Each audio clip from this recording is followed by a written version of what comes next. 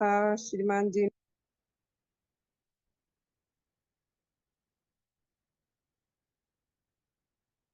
13वां अध्याय पढ़ा था, जो समाप्त होने की कगार में था, थोड़ा सा रह गया था। श्रीमान जी आज दिल्ली गए हैं। उनका मैसेज आया था कि सुदेश जी आप इसको पूरा कर देना और आगे पढ़ देना। तो ये सेवा मेरे को मिली है, इसको मैं कुछ अच्छे ढंग से निभा पाऊँ, यही शुभकामना करती हूँ अपने लिए और आपसे आशीर्वाद मांगती हूँ। भगवान से आशीर्वाद मांगती हूँ कि मैं इसको पढ़ सकूं, समझ सकूं और जीवन में ला सकूं। शुभ हो आप सभी का। क्या जो लोग, ये लास्ट प्रश्न है, नहीं लास्ट से पहला है प्रश्न। क्या जो लोग किसी के द्वारा अपनी किसी आकांक्षा व कामना के पूरा न होने पर जब अपने हृदय में आघात व कष्ट पाकर उसके प्रति घृणा भाव धारण करते हैं और अपने इस घृणा भाव के कारण उसे कोई उचित सम्मान तक भी देना नहीं चाहते व नहीं देते और अपनी इस क्रिया को यह कहकर कि ऐसा करना उनके आत्म सम्मान के विरुद्ध है, उचित और आवश्यक समझते व बताते हैं, तब उनका ऐसा समझना व बताना ठीक हो सकता है। मैं एक बार फिर इस प्रश्न को पढ़ती हूँ। क्या जो लोग किसी के द्वारा अपनी किसी आकांक्षा व कामना के पूरा न होने पर जब अपने हृदय में आघात व कष्ट पाकर उसके प्रति घृणा भाव धारण करते हैं और अपने इस घृणा भाव के कारण उसे कोई उचित सम्मान तक भी नहीं देना चाहते व नहीं देते और अपनी इस क्रिया को यह कहकर कि ऐसा करना उनके आत्म सम्मान के विरुद्ध है, उचित और आवश्यक समझते व बताते हैं, तब उनका ऐसा समझना व बताना ठीक हो सकता है। जैसे मान लो एक बच्चे को, आजकल हम देखते भी हैं, अखबारों में भी सुनते हैं, एक बच्चे को कोई चीज चाहिए, मोबाइल चाहिए, साइकिल चाहिए, मोटरसाइकिल चाहिए, अपनी अपनी आवश्यकता के अनुसार।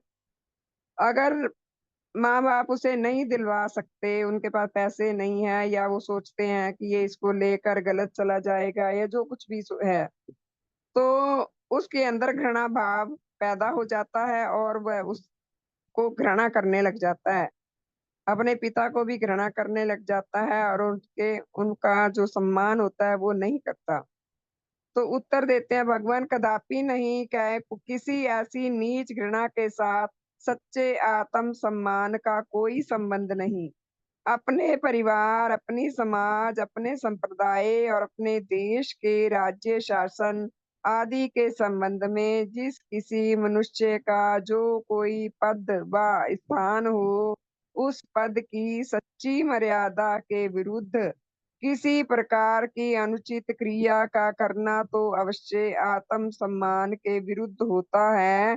परंतु जो जन किसी कारण से तुम्हारे किसी मत को नहीं मानता व तुम जिस विषय में अपने ख्याल में अपने आप को योग्य समझते हो, उस विषय में वह तुम्हें योग्य नहीं समझता, उसके ऐसे मत को अपने मत के अनुकूल ना पाने पर उसके प्रति उसकी मर्यादा के अनुसार सम्मान ना देने और इससे भी बढ़कर अपमान करने की ठान लेने का नाम कभी भी आत्म सम्मान नहीं हो सकता।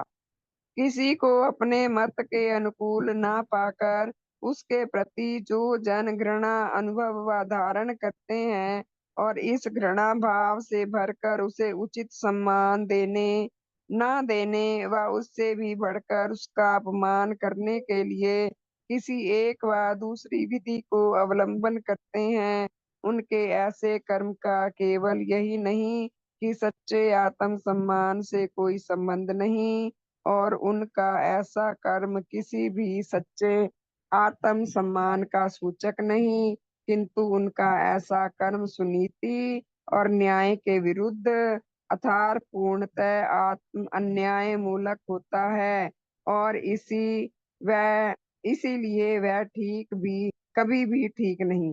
जैसा कि हम इसमें ये कह सकते हैं कि जैसे हम अपने मत के अनुसार दूसरों को जैसे अभी तो हमें समझ आ गई थोड़ी सी, पहले करते ही थे कि घृणा घृणा भाव कि भाई दूसरे का मत कैसा है, दूसरे कैसे कर ले, तो इसके उसमें जो हमारा रिलेटिव है, जो रिश्तेदार भी है, तो उसके प्रति अगर हम घृणा करते हैं तो भगवान कहते हैं कि ये आत्म सम्मान का काम नहीं है। ये घृणा जायज नहीं है कि तुम्हें अगर उसका मत दूसरा है तो भी हमें उनका सम्मान करना चाहिए। अगर मेरी ये बात किसी को समझ ना आई हो या कुछ भेद लग रहा हो या गलत लग रहा हो, तो कृपया अगर किसी को अच्छे तरह से कोई समझा सकता तो इसको समझा दे।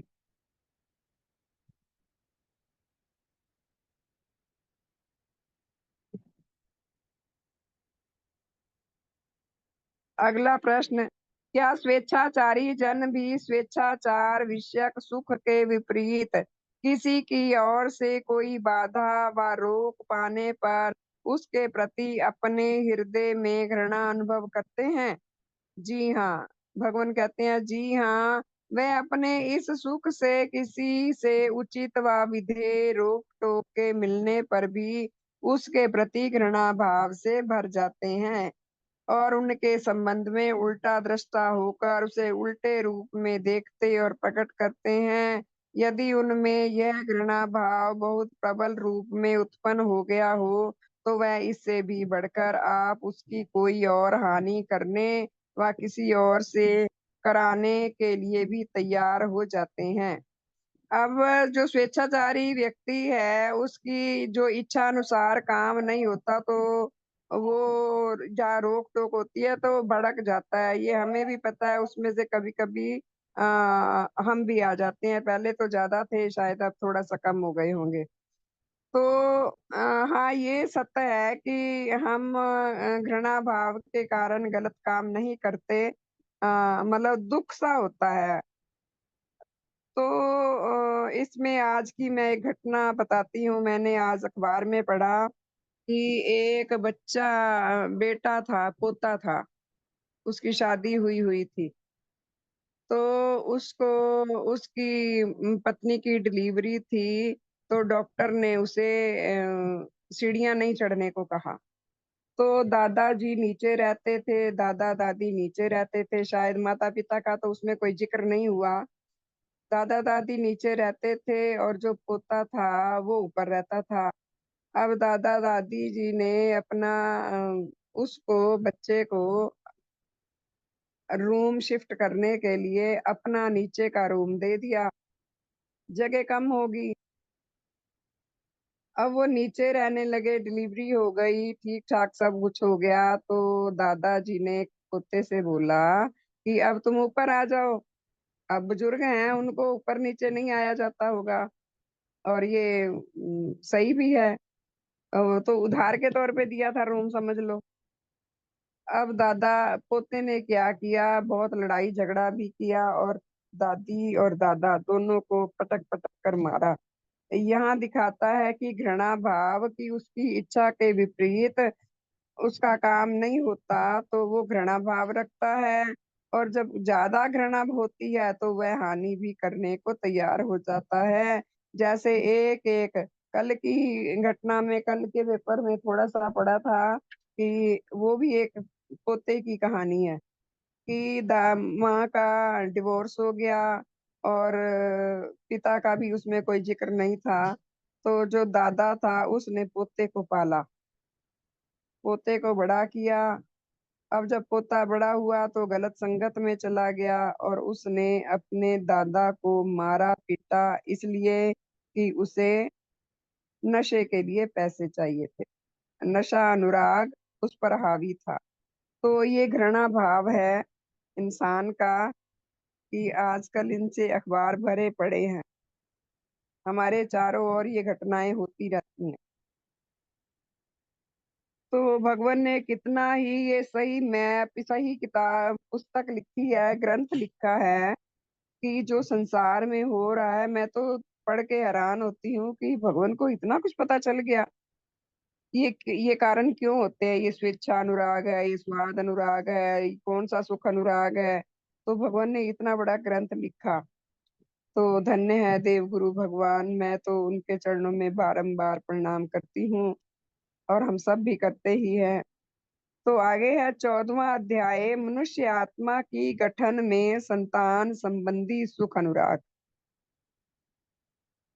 अब देखो, भगवान ने ये भी खोज कर ली कि मनुष्य आत्मा में संतान संबंधी सुख अनुराग है। कहा किसी को पता ही नहीं चलता इस बात का, ये भाषा ही और है कोई। पशु जगत के दूध पिलाने वाले जीवों के विकास के क्रम में मनुष्य की उत्पत्ति हुई है, इसलिए उसी जगत के जीवों से उसमें संतान विषयक अनुराग भाव भी आया है।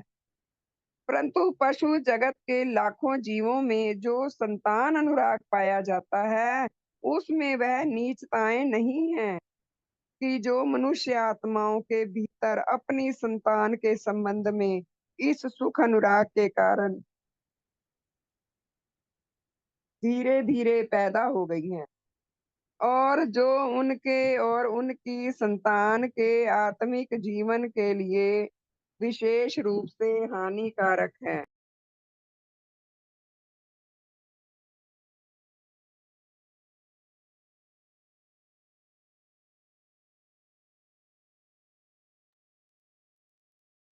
लाखों मनुष्य अपने इस संतान सुख अनुराग के कारण उसे प्रसन्न करने और उसे आप भी प्रसन्न होने के निमित्त उसे उसके चाहने व दुरा आग्रह करने पर खाने पीने की ऐसी नाना वस्तुएं देते हैं कि जो उसकी शारीरिक स्वास्थ्य के लिए हानिकारक होती है, और केवल खाने पीने की ही अनुचित वस्तुएं नहीं, किंतु उसकी और नाना प्रकार की ऐसी रुचियों व कामनाओं को भी पूरा करते हैं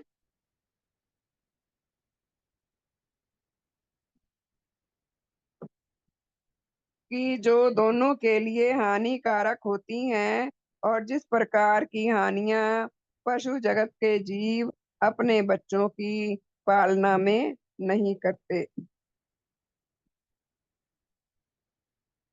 अब इसमें भगवान बताते हैं कि वो पशुओं में वो अनुराग नहीं है संतान के प्रति, है अनुराग बंधन। बंदर बहुत अनुराग करता है, हम हाथी को भी देख लें, कितना हम वो चैनल पर देखते हैं। तो पशु भी अपनी संतान के प्रति अनुराग करते हैं, मगर इतना नहीं कि जो हमारा मनुष्य आत्मा हम करते हैं।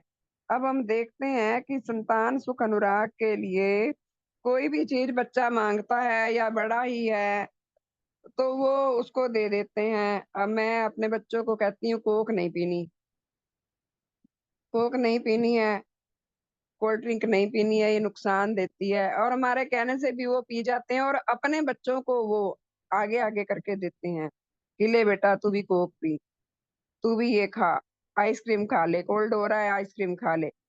तो अब देखो आजकल जैसे बच्चे खाना खाते हैं तो उनको मोबाइल दे दो, जब तक वो खाना खाते हैं मोबाइल देखते हैं, ना लिया जाए तो वो देखते ही रहते हैं।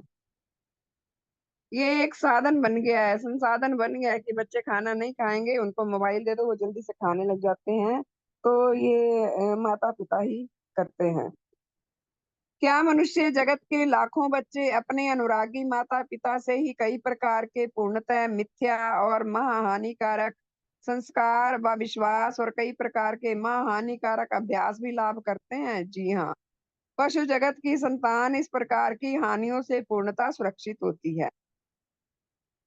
अब भगवान कहते हैं कि पशु जगत की जो संतान है इन हानियों से सुरक्षित है पूर्णतः, और मनुष्य अपनी संतान को पूर्णतः हानिकारक ही संस्कार देता है। क्या लाखों संतान अनुरागी मनुष्य अपनी अपनी संतान में कई प्रकार के हानिकारक सुख अनुरागों और घृणा भावों की उत्पत्ति और वृद्धि में भी सहायक बनते हैं। जी हाँ, ऐसे ही लाखों लोग अपनी संतान में कई प्रकार के नशों यथा तम्बाकू, भांग, शराब, अफीम आदि के सेवन, मांस और अंडों आदि के भक्षण और चाय और कॉफी आदि के पान के प्रति हानिकारक सुख अनुराग उत्पन्न कर देते हैं और किसी इस व उस संप्रदाय व मत व जाति व श्रेणी व वर्ण व रंग इस व उस प्रकार के व्यवसायी जनों को अपनी अपेक्षा झूठ-मूठ, हीन व घटिया बताकर उनमें उनके प्रति विविध मिथ्या विश्वासों और नीच घृणा भावों की उत्पत्ति व वृद्धि करते हैं और अपने ऐसे कर्मों से उनकी और अपनी कई प्रकार से बहुत हानि करते हैं। अब हम देखते ही हैं कि कुछ लोग तो अपने पास ही बिठाकर बच्चों को शराब पिलाते हैं और बाकी ये जैसे कि चाय कॉफ़ी भी हमें जैसे मिली है चलो हाँ, हमारे माता-पिता चाय पीते ही थे, ये भी हमने वहीं से सीखा है। चाय तो हमने वहीं से सीखा है, कॉफ़ी तो बाद में आई, ये हमें समाज ने सिखाई और कई माँ-बाप तो अपने बच्चों को अंडे बना कर देते हैं, मांस बना कर देते हैं, खाओ और उनकी वो पीढ़ी दर पीढ़ी चलता रह जाता है। एक फैमिली में बहुत चलता है मांस और वो नज़दीकी भी हैं, तो मैंने उनको बोला कि वो छोटी-सी एक बच्ची है, तो मैंने उनसे बोला कि इस बच्ची को ये भाव मत देना, ये चीज़ मत खाने देना, इसको वेज बनाना। कहते हैं देखते हैं जी टाइम बताएगा। मगर उनका भाव ये था कि उस तक भी ये पहुँचाना। तो ये सब मनुष्यों को ज़्यादातर घरों से ही मिलता है अपने माता-पिता से। क्या लाखों संतान अनुरागी जन अपनी संतान को धीरे-धीरे अपनी शिक्षा और अपने दृष्टांतों के द्वारा कपटी, ठग व प्रवंचक आदि नीच कर्मी भी नहीं बना देते? जी हाँ, निश्चय बना देते हैं। क्या लाखों जन अपने इसी संतान सुख अनुराग के कारण उसके पक्षपाती बनकर उसके किसी अपराध व अवगुण के छिपाने के निमित्त जानबूझकर भी नाना अवसरों में मिथ्या नहीं बोलते? उत्तर जी हाँ, अवश्य बोलते हैं क्योंकि इस अनुराग के कारण उनके लिए इस प्रकार से मिथ्या का साथ देना अनिवार्य है। अब हम देखते हैं बचपन से ही बच्चों को आदतें पड़ जाती हैं जो घर में होता है। अब मैं देखती हूँ हमारी गली में एक छोटा-सा मंदिर है। छोटे-छोटे बच्चे 10 साल के, 11 साल के, 8 साल के लोटे में पानी लेके आते हैं और जल चढ़ाते हैं और हम भी ऐसे करते ही थे। तो अब इनको पता नहीं है और बाहर पीपल का पेड़ लगा दिया पंडित जी ने। पहले केले का था तो उसमें सारे लोग वो चने के दाल डालते थे। तो एक बार मैंने कह दिया, मैंने कहा पंडित जी ये चने की दाल देखो ये कुत्ते मुँह मारते रहते हैं। तो कहते हैं आप बताओ इनको, मैंने तो बहुत बार समझाया है। तो ये भी पंडितों से या माता-पिता से ये भी मिलता है। जब पंडितों ने केले के पेड़ लगाए हैं तो लोग खुद अपने आप ही डालेंगे उसमें। अब ये नहीं पता कि उसमें चने की दाल क्यों डाली जाती है, ये नहीं बताया होगा। अगला प्रश्न, क्या लाखों जन अपने इसी संतान अनुराग के कारण अपनी संतान के पक्षपाती बन जाने पर जब किसी और के संबंध में उसकी अपनी संतान की किसी बुराई व अनुचित व अपराध मूलक क्रिया के विषय में कोई शिकायत सुनते हैं, तब जहाँ तक संभव है हो झूठ आदि के द्वारा उस पर पर्दा डालने और उसे निर्दोष प्रमाणित करने की चेष्टा करते हैं? जी हाँ। अवश्य ऐसा करते हैं और इसके भिन्न शिकायत करने वाले के प्रति उल्टा अपने हृदय में घृणा भी अनुभव करते हैं और अपनी इस नीच घृणा के कारण उससे फट जाते हैं और उसके संबंध में असद्भाव पोषण करते हैं। हम अपने तरफ देखते हैं कि इधर कुछ लोग ऐसे हैं कि जो पाप करते हैं, क्राइम भी करते हैं, मगर उसको भी सही बताने के चक्कर में झूठी वकीलों से झूठे बनवा लेते हैं वो एफिडेविट वगैरह जो भी है। तो उसकी उसकी गलतियों के ऊपर पर्दा डालते हैं, झूठ को उसको बचाना चाहते हैं। हमारी गली में ही है एक फैमिली ऐसी, तो वो बहुत क्राइम करती थी, अब थोड़ा कम हो गया है। तो वो लड़के ने मारा, किसी को मिलकर जान से खत्म कर दिया, तो उसको जेल में डाल दिया गया, बहुत भागा मगर जेल में डाला गया। और कुछ ही दिनों बाद या महीनों बाद जब वो बाहर आया, तो उसकी दादी बोलती है कि बहुत बहुत बधाई ਤੁਹਾਨੂੰ कि वो हमारा पोता बाहर आ गया जेल के। बताओ अब। तो भगवान ने सच लिखा है, बिल्कुल ऐसा हो रहा है दुनिया में।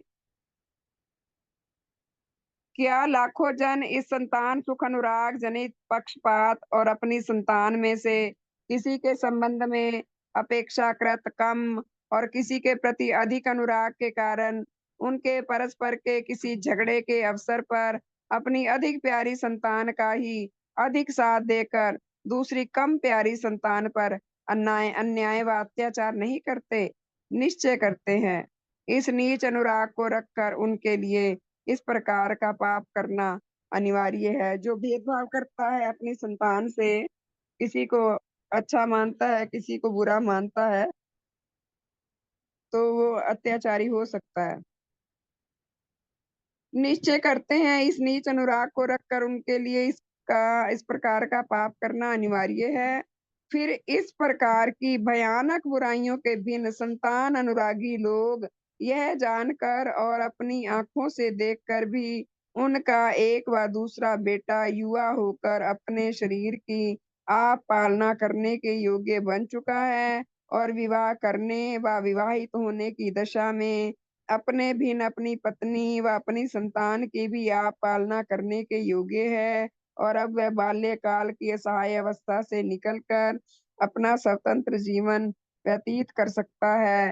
फिर भी वह अपने उस सारे धन व अपनी उस सारी संपत्ति को जिसे वह अपने देश के अन्य जनों के एक व दूसरे प्रकार के शुभ व भले के लिए दान करके उनका और अपने अपनी आत्माओं का भला कर सकते हैं, उसे किसी परोपकारी संस्था व किसी परोपकार विषयक उद्देश्य के निमित्त दान नहीं करते और अपने इस महान नीच अनुराग के कारण नेचर के विकास विषयक शुभ नियम को भंग करके और उससे विमुख बनकर उसे अपनी उसी संतान के चरणों में अर्पण करके अपने इस नीच सुख की तृप्ति चाहते हैं और इस प्रकार से असत्य और अशुभ के साथी बनकर क्या अपना और क्या अपनी संतान का आत्मिक हित करते हैं और उनकी यह आत्म सम्मान से रहित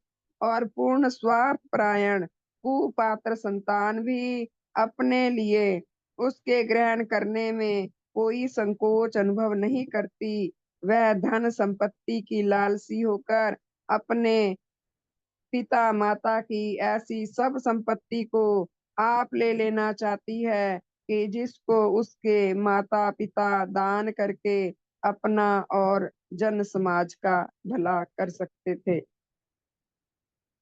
तो ये भी एक ऐसी घटना है कि हमारे एक निकट संबंधी है, तो उनके पास बहुत जमीन है, बहुत जायदाद है। तो जो बेटा है वो गोद लिया हुआ है, जवान हो गया, एक शादी की, दूसरी कर ली, एक डिवोर्स कर दिया, जो भी था। तो पैसा बहुत है। मैंने उनसे कहा कि वो फलाने का, वो भी हमारे निकट संबंधी थे, उनके भी निकट संबंधी थे, तो मैंने कहा थोड़ी सी उनकी सेवा कर दो, उनके पास पैसा थोड़ा सा लगा दो, 20-30 हजार रुपया, मदद हो जाएगी।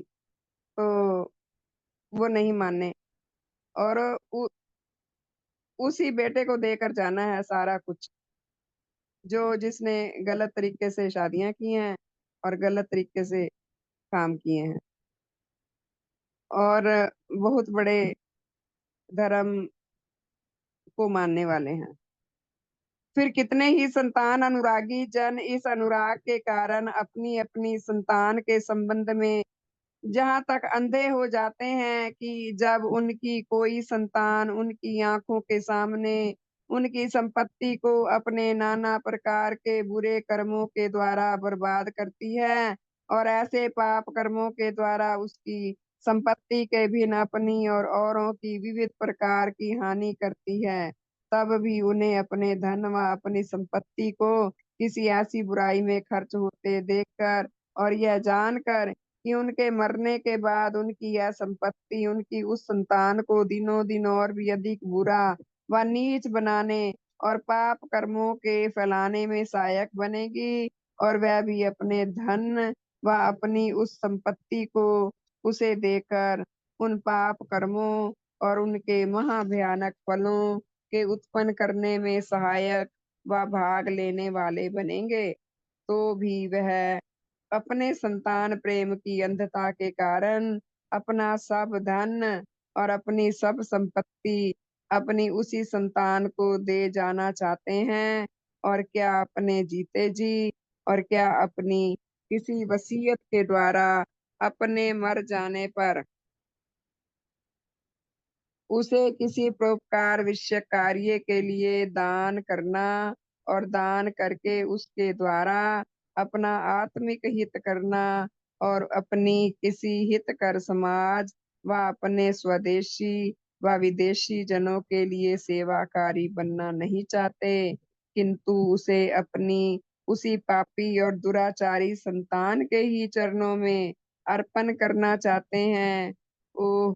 ऐसे लाखों संतान अनुरागी जनों की यह कैसी महाशोचनीय दशा।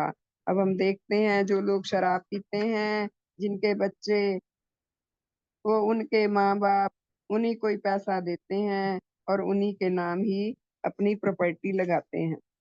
तो कितनी ये कृपा पात्र अवस्था है मनुष्य आत्मा की, ये जो अनुराग है, सुख अनुराग है संतान का, ये भी ले डूबता है। फिर संतान अनुरागी जन यह सत्य देख कर भी कि जिस धन व संपत्ति को उन्होंने अपने परिश्रम से उपार्जन किया है, उसे यदि वे अपनी किसी संतान को अर्पण करे, कि जो उस धन व उस संपत्ति को किसी भी परोपकार के काम के लिए कदापि अर्पण व दान ना करेगी और किसी ऐसे दान से नेचर के जिस-जिस जगत के जिन-जिन अस्तित्वों का जो कुछ भला हो सकता है, वह भला भी कदापि ना होगा, तो भी वह अपने संतान संबंधी नीच अनुराग के दास हो जाने के कारण ऐसे भले व पुण्य कार्य के साथी बनना नहीं चाहते, किंतु उल्टा उससे विमुख बनते हैं और किसी ऐसे वेश्या अनुरागी जन की तरह कि जो ना केवल अपना धन किंतु कई दशाओं में अपनी पत्नी का भी धन व जेवर छीनकर अपनी उस वेश्या के चरणों में भेंट रख देना चाहता है, जो उसे किसी सच्चे परोपकार विषयक कार्य के लिए दान देना और किसी का हित साधन करना नहीं चाहता और अपने ऐसे आचरण से मानो औरों के हित को ही घृणा करता है। संतान अनुरागी जन भी अपने और औरों के सच्चे हित और नेचर के विकास विषयक शुभ नियम से विमुख होकर अपने धन व अपनी अन्य संपत्ति को अपनी संतान के चरणों में भेंट रखकर ही तृप्ति पाते हैं। ओ मनुष्य आत्माओं की यह कैसी महाशोचनीय और पतनकारी दशा। इसके बिन संतान अनुरागी जन अपने इस नीच अनुराग के दास होने के कारण अपनी संतान की ऐसी कई बातों को उसके आग्रह करने पर भी मान लेने के लिए तैयार हो जाते हैं कि जिनको वह आप भी बुरी व पाप मूलक जानते हैं और उसकी एक व दूसरे प्रकार की किसी बुरी व पाप क्रिया के संबंध में इस डर से कोई रोक-टोक नहीं करते कि वह कहीं उनसे अपना संबंध ना काट ले और इसी प्रकार से वह क्या उसका और क्या अपना कई प्रकार का अशुभ करते हैं। मतलब वो संतान अनुरागी जन अपनी संतान के दास होने के कारण वह उसकी वो बात भी मान लेते हैं जो मानने वाली नहीं है, जो पाप मूलक है। इसमें मैं आपको एक घटना सुनाती हूँ कि एक माता थी। उसने अपने देवर के बेटे को गोद लिया हुआ था। वो एक ही बेटा था दोनों घरों में, और उनके एक बेटा और चार बेटियां थी। तो क्या हुआ कि उसके जो लड़के के सगे माता पिता थे वो परलोक चले गए। अब दूसरी माँ रह गई। तो फिर लड़ाई झगड़ा होने लग गया कि ये घर हमारा है। उस माँ ने उसको पाला भी, उसको अपना मकान भी शायद उसके नाम ही करवा दिया था। तो जो उनकी बेटी थी, बेटे की जो बेटी थी, और वो बेटा भी बेटी थी, तो हाँ वो बेटा भी परलोक चला गया। तो उसकी बेटी ने कहा कि अगर आप उसको ये घर देंगे तो मैं आग लगा लूंगी। 18-19 साल की बेटी, उसने ये शब्द कहे और उन्होंने मुकदमे तक चलने लग गए उस माँ के प्रति जिसने उनकी सेवा की थी। तो ये पाप मूलक जो बात थी उस बच्चे की मान ली गई, और उस बूढ़ी माता के ऊपर अन्याय हुआ उसके लिए। उसको ये घर छोड़कर अपने भतीजों के घर जाना पड़ा। तो ये कितनी हृदय विदारक दृश्य है जो संसार में हो रहे हैं। तो मैंने जब सुना तो मुझे इस बात का बहुत दुख हुआ कि ये क्या रीजन है। बच्चे को समझाया जा सकता था, किसी तरह भी समझाया जा सकता था। फिर कितने ही ऐसे जन यह जानकर भी कि वह अपनी जिस संतान के अनुरक्त हैं, वह संतान उनके प्रति कोई अनुराग व उनके प्रति कोई कृतज्ञ भाव नहीं रखती, और अन्य समूह को छोड़कर वह उनकी किसी विशेष बीमारी व विशेष विपद आदि के समय में भी उनकी कोई सेवा शुश्रूषा व सहाय नहीं करती, और इससे भी बढ़कर उन्हें अपनी कई प्रकार की बुरी क्रियाओं से सताती और आघात पहुंचाती रहती है। उनमें से कोई कोई उनकी धन संपत्ति पर शीघ्र अधिकार पाने के निमित्त उनके शीघ्र मर जाने तक की भी आकांक्षाएं करती है, अथवा उनकी शत्रु बनकर उनके प्रति कई प्रकार से अपनी शत्रुता का आचरण प्रदर्शन करती है।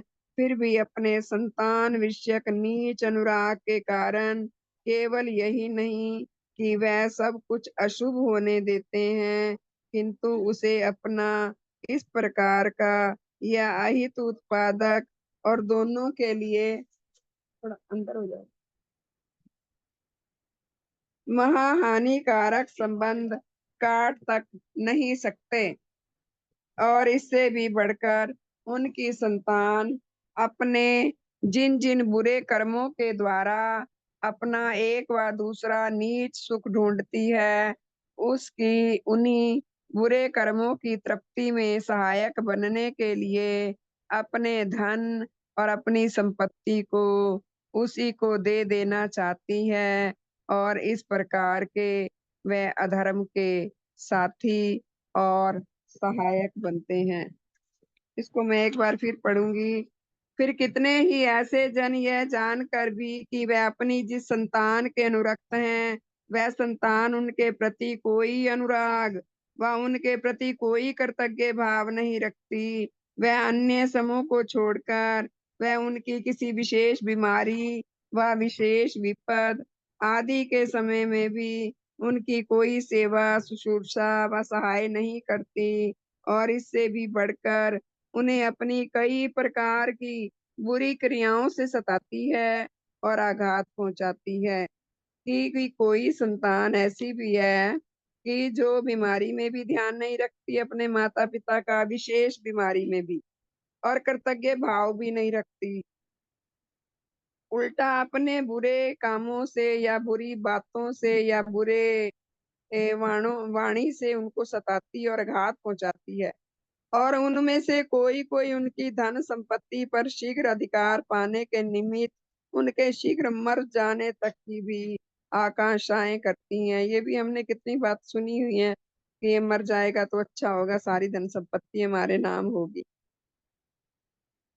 अथवा उनकी शत्रु बनकर उनके प्रति कई प्रकार से अपनी शत्रुता का आचरण प्रदर्शन करती है, फिर भी अपने संतान विषयक नीच अनुराग के कारण केवल यही नहीं कि वह यह सब कुछ अशुभ होने देते हैं, किंतु उसे अपना इस प्रकार का यह अहित उत्पादक और दोनों के लिए महाहानिकारक संबंध काट तक नहीं सकते। और इससे भी बढ़कर उनकी संतान अपने जिन बुरे बुरे कर्मों के द्वारा अपना एक व दूसरा नीच सुख ढूंढती है, उसकी उन्हीं बुरे कर्मों की तृप्ति में सहायक बनने के लिए अपने धन और अपनी संपत्ति को उसी को दे देना चाहते हैं, और इस प्रकार से यह अधर्म के साथी और सहायक बनते हैं। संतान भी बनती है और माता पिता भी बनते हैं।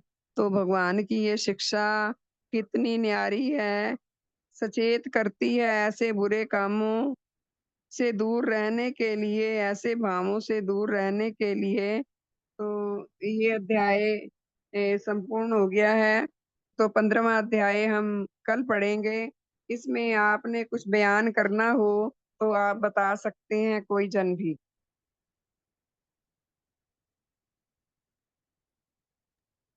शुभो जी, सदैव की जय। बहुत ही सुंदर सभा। पर मैं ये कहना चाहता था कि कभी कभार माँ बाप की तरफ से भी संतान को बहुत दुखी किया जाता है। किया जाता है, हाँ जी, बिल्कुल। दिख किया जाता है आ, संतान की या दुखी माता पिता दुखी की ओर से। दुखी दुखी किया जाता है। ऐसे हाँ जी, हाँ जी। है मेरे पास, जहाँ बच्चों को या बहू को कमरा भी नहीं दिया जाता रहने के हम्म, लिए। और कहीं कहीं बहू मतलब सीधी भी होती है, बोलती भी नहीं है कुछ, तो भी तीन तीन कमरे दबा लिए जाते हैं। हम्म, और एक भी कमरा नहीं दिया जाता, ऐसे हालात भी हैं। है, माता पिता की ओर से भी है, बहुत दिख किया जाता है। तो अगर कोई से गलती हुई हो, मैंने तो ये भगवान का पाठ किया है, मैंने अपनी ओर से तो वो थोड़े से उदाहरण दिए हैं जो मुझे समझ आए हैं।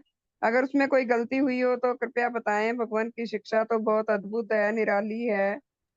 हम तो इसको पूरा समझ भी नहीं पाते, नहीं और जी, सभा समझ बहुत कर बहुत ही, उसको। बहन जी आपने कोई बहुत ही गलती नहीं अच्छी हुई। सभा, कोई आपने गलती नहीं, बिल्कुल सही पढ़ा, बहुत अच्छी जो सभा। लिखा वही पढ़ा।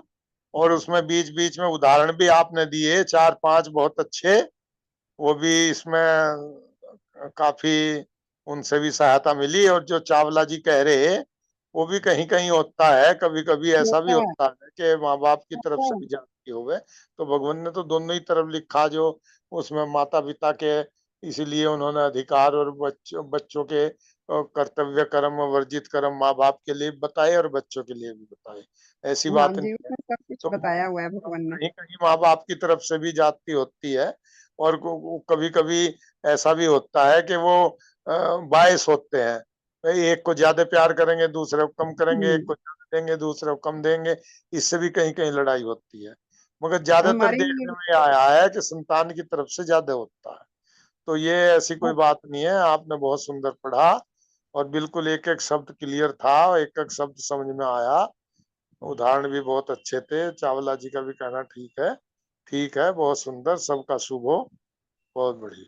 इसका भी एक उदाहरण है जो हमारी गली में ही है। पठान उधर से आए हुए हैं शायद, पठानकोट की तरफ से एक फैमिली आई हुई है। तो उनके दो बेटे हैं, और माता गांव में रहती है, गांव में घर बनाया है। एक घर उन्होंने यहाँ बनाया था, तो पिता तो परलोक चले गए, अब माँ है।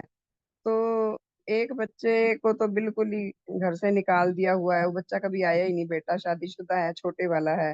तो बड़ा यहाँ रहता है, उसके पास दो बेटियां हैं। तो उसके साथ भी संबंध कुछ ठीक ठीक से ही हैं। वो माता जी अपना गांव में मस्त रहती हैं, अपने ससुराल जो भी लोग हैं उनके ससुराल पक्ष के देवर दरानी जो भी हैं बहू के पास कम रहते हैं, और दूसरी के साथ तो उनका लिंक ही नहीं है। भाई का भी भाई के साथ नहीं है, माँ का भी बेटे के साथ नहीं है। तो इस संसार में सब कुछ संभव है। निशक्तियां क्योंकि बहुत ही ज्यादा ज्यादा है मनुष्य के अंदर, तो ये यहाँ सब कुछ संभव है। इंसान कितनी सीमा तक नीचे गिर सकता है उसकी कोई सीमा नहीं है। भगवान ने तो ऊपर उठने की सीमा बताई अपनी, कि उनकी भी एक लिमिट नहीं है, भगवान कितना ऊंचा उठ गए। और भगवान कहते हैं मनुष्य के गिरने की भी कोई सीमा नहीं है, कोई सीमा नहीं है, ठीक कह रहे हैं कोई आप। सीमा और नहीं। एक बात ये देखो ना, भगवान ने क्या सोचा, कहाँ से लिखा, कितनी कहाँ से बातें लिखा। सोची, कितनी लिखी, एक एक इतनी बारीक चीजें। ये मनुष्य की आत्मा का, मनुष्य के स्वभाव का क्या विश्लेषण किया भगवान ने। कमाल कहाँ है। से इतना पढ़ा होगा, कहाँ से लिखा होगा, कहाँ से सोचा होगा, हम तो सोच भी नहीं सकते। लिखना पढ़ना तो अलग चीज है। अभी तो वो कहते हैं कि मेरे को इतनी ज्योति मिल रही है, मैं संक्षेप में लिख रहा हूँ। हाँ, बिल्कुल ठीक कह संक्षेप रहे। में लिखा है और श्री- कितना विशाल श्रीमान लिखा संक्षेप है। में लिख रहे, एक एक भाव के ऊपर कहीं कहीं पेज है। एग्जाम्पल दिए, श्रीमान जी, कितने भगवान एग्जाम्पल अपने दिए। समय से बहुत आगे थे। बहुत बहुत ज्यादा। शुभ हो भगवान का, शुभ हो, बहुत बहुत शुभ हो। हमारा भी शुभ हो जो उन्होंने हमें अपनी शरण में ले लिया, हम कुछ थोड़ा सा जान पाए। तो बहुत बहुत धन्यवाद भगवान का करते हुए भगवान की जयकारा बोलते हैं। भगवान देवात्मा की जय। भगवान देवात्मा की जय। भगवान देवात्मा की जय। भगवान देवात्मा की जय। सतदेव की जय। सबका शुभ हो। बहुत बहुत प्रणाम आप सभी को। बहुत बहुत धन्यवाद। बहुत बहुत शुभ हो। मंगल हो। फिर रात को मिलेंगे 8:40 पर और सुबह 5:30 पर। सबका शुभ हो। तो कल श्रीमान जी ने अनाउंस किया था कि सुबह 3 भजन गाया करेंगे, चाहे 5:25 पर भी हम स्टार्ट कर सकते हैं, 5:25-26 पर स्टार्ट कर सकते हैं, ताकि 3 भजन हो जाएं। तो बहुत बहुत धन्यवाद। शुभ हो।